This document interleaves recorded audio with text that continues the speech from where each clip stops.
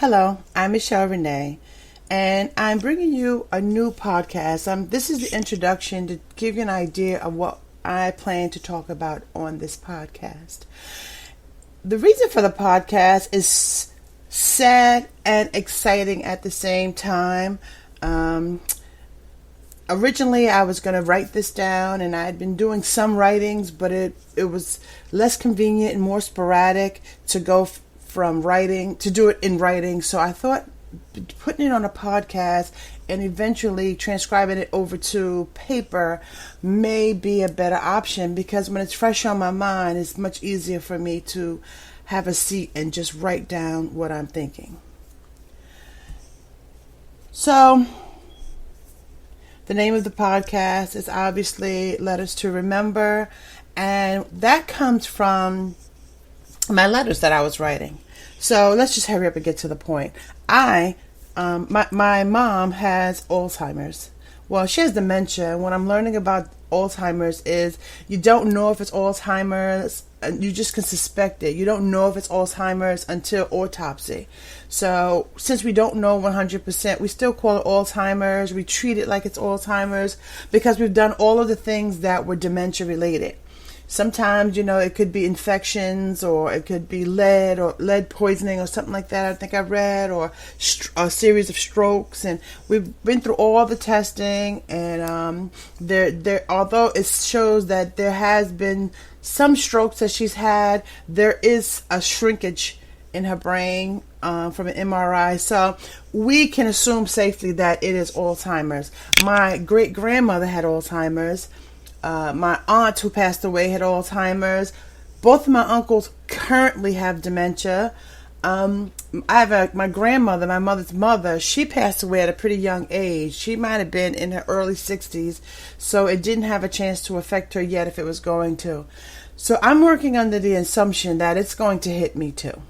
And that's scary and that's sad. But once you accept the realization that it can happen to you too, or it's going to happen, you prepare. Because in the worst case scenario, if I prepare for it to happen to me and it doesn't, then that's great. That's the way I'm seeing it. So what this is going to be about is the things that the subjects and the topics and the questions that I want to ask my mother now that I can't. I'm going to come to this podcast and answer them for my kids. And it's a little disheartening. It's sad. I'm sad for my mom. My mother had she had a pretty rough life, in my opinion. I think she probably loved her life. I think she probably still loves her life. She still smiles and she still dances, and she tells me she loves me every day. But when she was younger, she did not have such a great life from what she described to me when she could describe it. Because fortunately, I was my mom's best friend for much of my adult life. And so she would tell me how she felt about about her life, but she didn't sound so sad. It's almost like it was for informational purposes only. So what she would tell me was, my grandmother, the one who passed young, her name was Madeline. So, and we called her Nana. So Nana had 2 boys and 3 girls. Did I get that right? 2 boys, right? And 4 girls. Excuse me, she had 4 girls. Okay, 2 boys, 4 girls. And the first 5 children were with her husband. And then her husband passed away, and then she had another child. And that last child was my mother. Now, all of the children that she had, first 5 children, they all had a look. Let's just say they all had a look. They were, they were all very light skinned, and they had long, straight Indian grayed hair. All of them. Very beautiful. My mother, on the other hand, who was born of another man, had always had very short hair, and she was darker skinned. And she's by nobody's measure now was she actually dark skinned, but compared to her siblings, she was dark skinned. So she had that going against her. Her father passed away when she was just 3 years old. Okay, so now my grandmother has 5 kids whose father passed away, and they were a little older. They were all older than my mother, obviously because she's the baby, but they were significantly older. And then they had my mother, who was this little dark-skinned child who also had no father now because he passed away. Now, fortunately, my grandmother's first children, their family jumped in and helped when he passed away. So one uncle came and got one child, another uncle came and got another child, somebody came and got all of her children. So really, by the time my mother came along, she didn't have any children to care for. They had all gone to live with someone else. And I tell you now, in case any of my family's listening, I will tell you. Matter of fact, in case my kids are listening, so I'm going to put names to them because this will be the start of them understanding what their grandmother's life was. And so my grandmother, Madeline, had 6 children. She had Andrew Jr., which they call him Junior. She had Kenny Brown. This is not the correct order. She had Kenny. She had Adele, Tina, and Mona. And then my mother, Patricia. So when Andrew Brown Sr. passed away, my Uncle Junior, my Uncle Andrew Brown, he was old enough to go into the military. Okay? Then Kenny, who's not the next in line, but Kenny went to go live with his grandmother, which was my Aunt Hattie, who died of dementia. So he went to go live with her. My aunt Tina, who passed away, who also had dementia, she went to live with David Pegues. Adele, my Aunt Dell, went to go live with the Arches. And Mona left. And I never met her. She left, and all I could say is she eventually got married. And I don't know anything. I've never seen her in her life. I never hear anyone really talk about her in her life. I found a picture one time of her and my mother, and that's how I know. My mother said, well, that was my sister, and she left, and blah, blah, blah. So when my mother's father passed away, no one wanted to come get her because she was just a dark-skinned little child. And my grandmother, Nana, she was kind of ready to be out in the world childless. But here she has this 3-year-old child with no father, and she didn't really, according to my mother, give her a lot of care. And when I asked other people about it, they kind of confirmed that, that my mother was pretty much on her own, doing her own thing. She actually got a little bit closer to her grandmother's, Hattie Brown's family, kind of. She kind of got a little close to them because nobody really was checking for my little dark-skinned mama, who is absolutely beautiful. So that was that. So my mother, I guess she was considered a trouble child. I really don't know because she says that. Oh, I was a trouble child. I used to get in trouble. She used to tell me she used to get in trouble in her gym class because you had to change. You had to change into this little romper thing to do gym, and she would never change. So she was like a rebel and used to get in trouble over that and things like that. But my mother, from what I can tell, which I can't ask her now, so this would be a part of one of the letters. My mother seemed to be a shy person all of her life, very introverted in her life. So in one of my letters, when that comes up, then I will describe my childhood to my kids, what my attitude was, the things I used to get in trouble for, and things like that. Now, of course, I can tell them now, but it's interesting that kids don't really listen with the same ears as children as they do when they're adults. So all the stories that my mother told me when I was younger, some of them I retained, but I'm sure she told me so much more. And, it just didn't have any value to me, so I didn't hear it. So I didn't listen to them. I didn't retain them. But some of it I know. And because before she got sick, I was still asking questions and talking. And that's kind of, in a way, how we started to realize that her memory was deteriorating. So like, again, that's some of the things that will be in the letters to my children. And you may find them interesting, and you may not find them interesting, but there are people who are going through this, and maybe they'll decide to do something similar, because I would like to leave a footprint for my children and grandchildren and just people, nieces and nephews and things. So anyway, so when my mom finally grew up, grew up, became a teenager. So she was a very, again, from what I can tell, she was very timid. She was a very timid person. And you know what's so funny? And I have to ask someone. So my mother's from Long Island, New York, right? And my father is from, he's from Alabama, but he grew up in Brooklyn, New York. So I never knew how my mother ended up from Long Island in Brooklyn. Like, I don't even know how that happened. But I know that she was born on Long Island, raised a lot of her time on Long Island, but I don't know how they ended up in Brooklyn. And so I'm gonna ask someone that question. So she ended up in Brooklyn, and she married. No, she got pregnant in high school. She got pregnant in high school with my oldest brother, and ended up marrying the worst man she could have ever married. He was super abusive to her. So she went at 17, getting pregnant, coming from a mother who didn't give her a great deal of love. And I witnessed how my grandmother, my Nana, did not give my mother a lot of love. She did not, because when my Nana got sick, she had congestive heart failure, and she had COPD. She had a lot of illnesses. She was very ill. It was my mother who cared for her. My mother took care of her health. We moved in with her first, and then we all got a house together. And my mother cared for her. And she did nothing but talk about my mother negatively constantly. And my mother was in her early 30s when my grandmother, my Nana, passed away. So anyway, so my mother went from this very emotionally abusive situation to a physically abusive husband.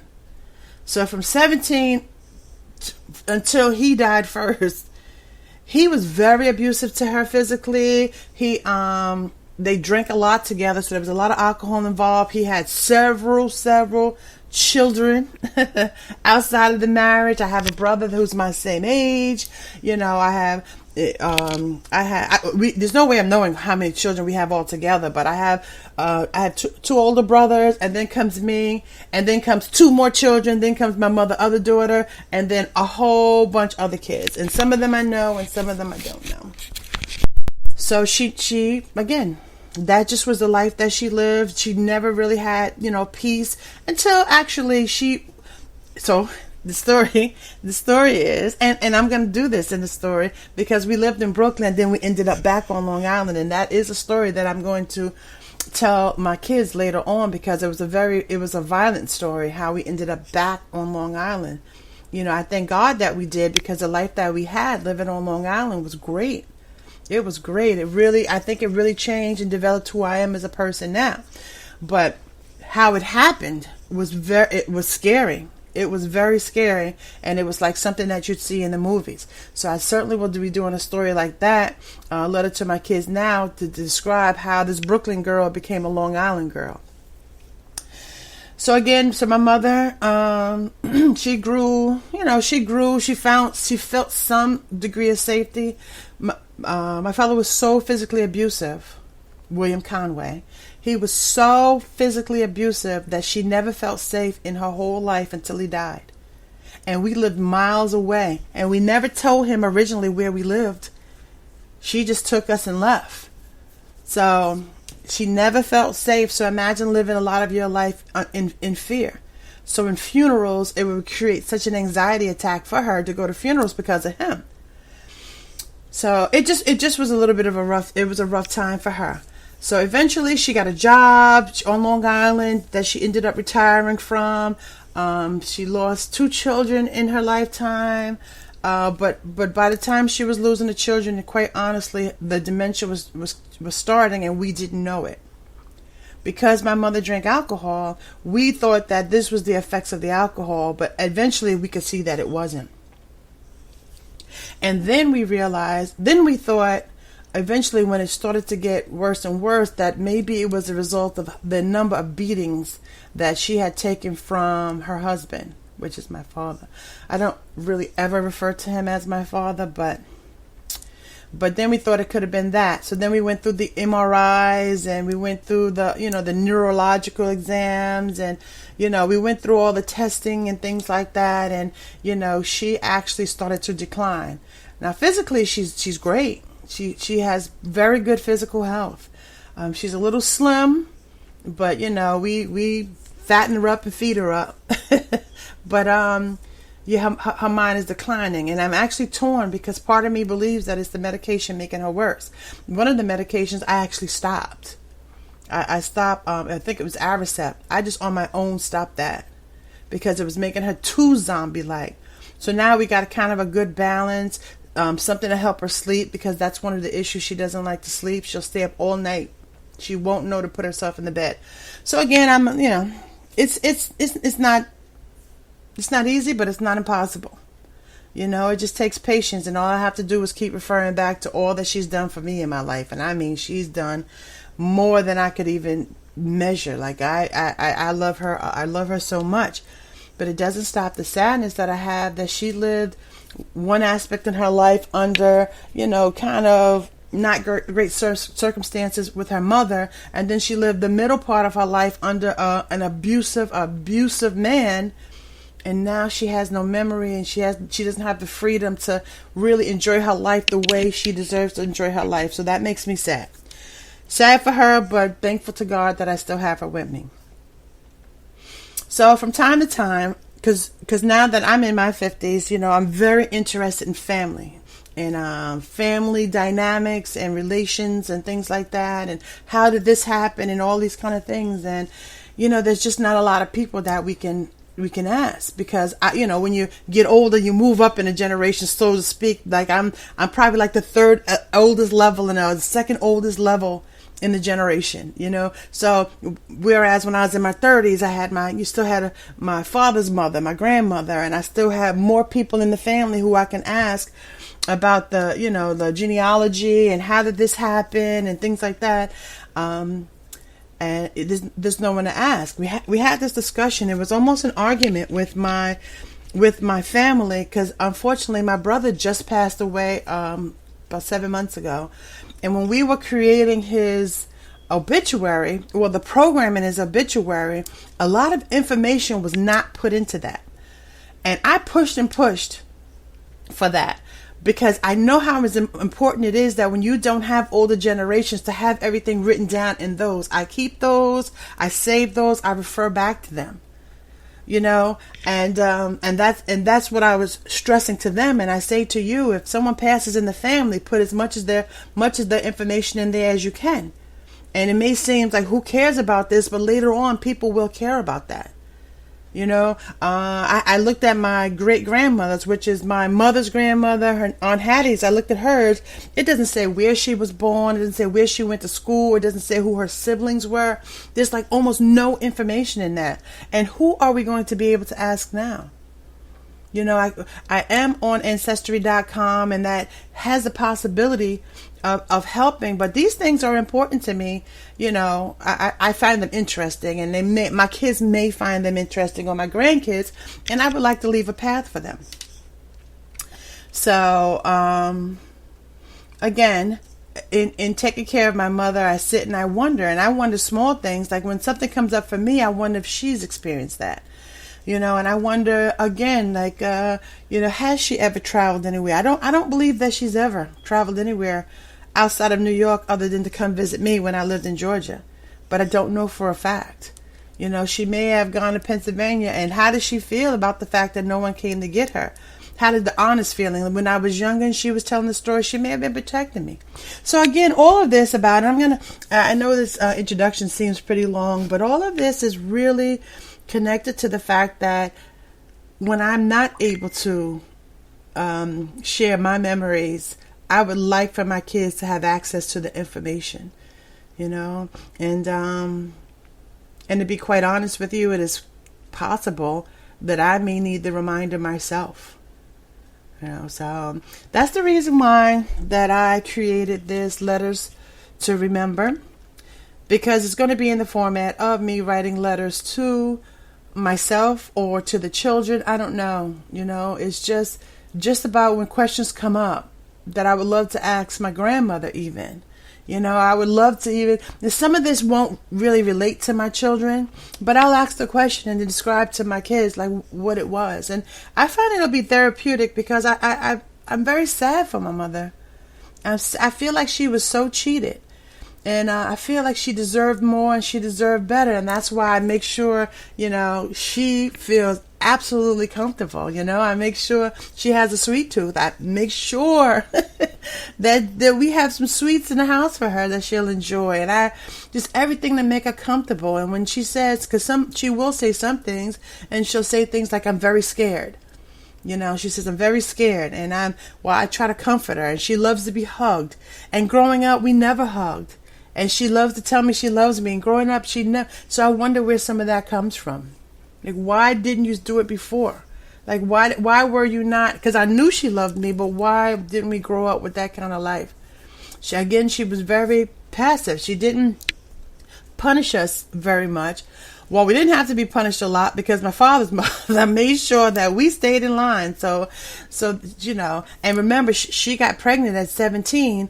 And her mother was not very helpful to her. So when she was this 18-year-old child, high school dropout with a young son, it was my grandmother, my father's mother, Carrie, who started mothering on her. So that's who helped her grow and Carrie, my grandmother. She was a force to be reckoned with. She was a powerhouse. She was from Alabama, but she was one tough chick. So, and that's who my mother was under. So that may have added to her timidness and things like that. So anyway, I thank you guys for listening for long. This is the introduction onto what I'll be discussing. I will be sharing things because the things that I want to ask my mother are things like, things that happened in your childhood, dreams you had that maybe you didn't fulfill, or things that you accomplished that you were so proud of, that, just all these things, all these feelings, things that some of your regrets, what do you regret doing, or regret doing or regret not doing. And there's just so much. There's just so much that I'm sure she has great stories to tell, and she can't tell them to me. So I'm going to, tell my version of them to my children and grandchildren. So with that being said, guys, thank you so much for listening to Alzheimer's Letters to Remember. And hopefully that you never have to create letters to remember for the same reason. It may be, it's kind of like a Dear Diary thing like some of us had when we were kids, and the journaling. So, I'll be doing both. But having it here, I feel that it will last the test of time if I do it here. So, all right. With all that being said, again, I'm Michelle Renee, and I thank you for tuning in. Have a great day.